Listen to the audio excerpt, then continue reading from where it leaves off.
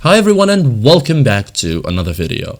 So if you want to search faster, ask questions hands-free, or interact with AI more naturally, using voice search in Perplexity AI is a powerful feature you should start using. In this guide, I will show you step by step how to use voice search in Perplexity AI effectively.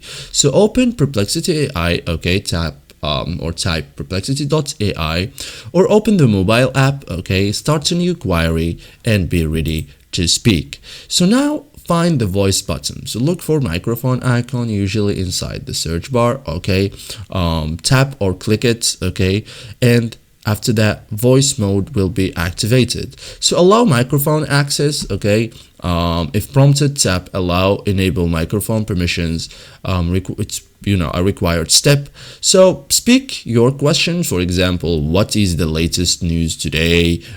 Explain for something simply, okay. So speak naturally, talk like a human, okay. Wait for transcription, so your voice will be converted to text.